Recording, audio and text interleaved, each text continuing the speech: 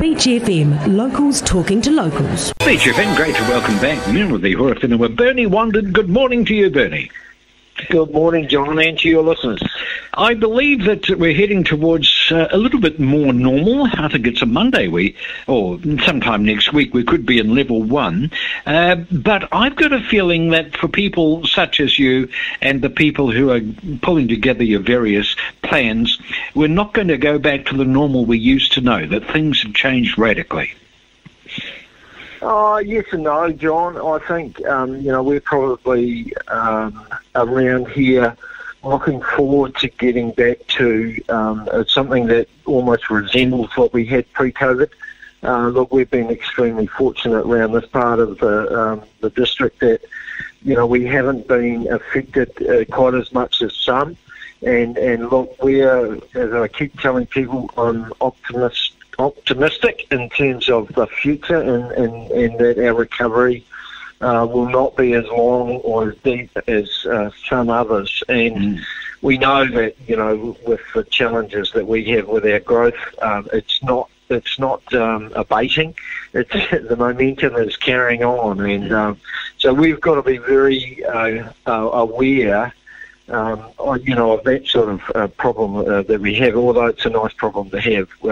There's a heck of a lot of work going on in the background around, trying to work out where we need to be. So I don't know if we can talk about business as usual, maybe business as unusual. What I was referring to was the assumptions that are built into things such as your long-term plan. I imagine most of those will be re-examined. Oh, for sure. Look, only 3 years ago we assumed that our growth would be around 1.2%. The reality has been that we've been growing at over 2%. So we have to make some pretty bullish assumptions that is going to continue.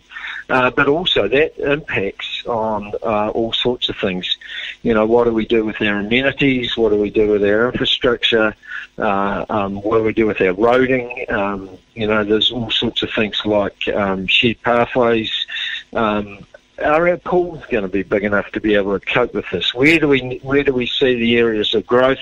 We've got issues and challenges around land use. We've got issues and challenges around housing. We've got issues and challenges around the environmental space. So, the thought that we just are, letting things happen and trying to exist in that space is, the wrong sort of things to contemplate at the moment for us. We're making sure that we are trying to deliver a district that's going to be able to cope with all those challenges. In a way, it's quite good timing in that I believe last week the government was borrowing money at negative interest rates. In other words, overseas investors were paying the government to take their money, which was quite extraordinary. Quite extraordinary. And this must mean, because local government gets a reasonably good deal on its investment monies, this must make it a pretty good time to invest on what we think we may need for the future.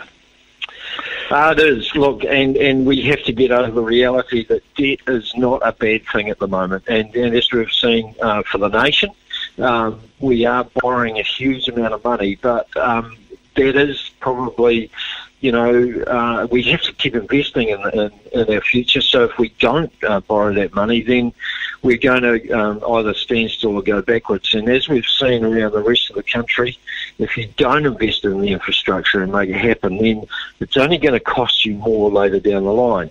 It's more about how you spread the cost of that out, and how you make sure that future ratepayers are having to input into that space as well. So, look, we know that debt is not necessarily a great thing. I always have said, there's good and bad debt. If you're investing for your future, then I believe it's good debt. And at the moment, interest rates, we were able to save probably in the space of about $700,000 a year on interest this year alone. So it does have a huge impact for us as a district. So even more work to do to be able to decide those priorities, and of course to be able to find the people to actually do the work, because the workers are difficult to find, aren't they?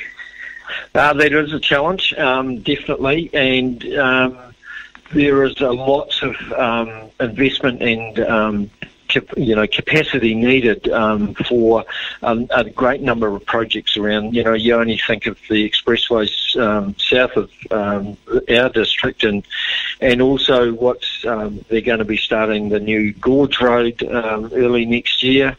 There's a number of other things there, so there's quite a deal of competition around to attract workers, and yeah, it's just as much the money might be there, but there's not necessarily the capacity to be able to do the work. Absolutely, and I see that the process is beginning for your Civic Awards. Yes, we're just about to sit down and decide who should be recognised there.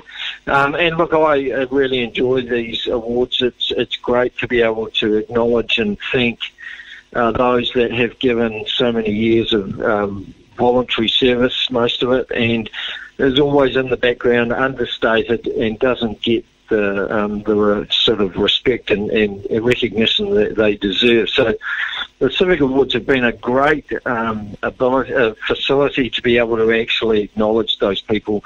And look, there's some fantastic stories out there, and especially, COVID's again highlighted how good and resilient our people are, and the contribution they make to others is fantastic. It sure is. I have a minor role in a similar kind of process in our area, and I must say I look forward to it every year, and I feel humbled by the stories and by the people that we meet through that process. So, yes, I agree. I think it's actually one of the most important things that we do, to be able to thank people while they're still alive. Exactly. Bernie, it's great to hear that you're still alive, and we look forward to testing that proposition again next week. Thank you so much for joining us. Thank you, John. 106.3 Beach FM.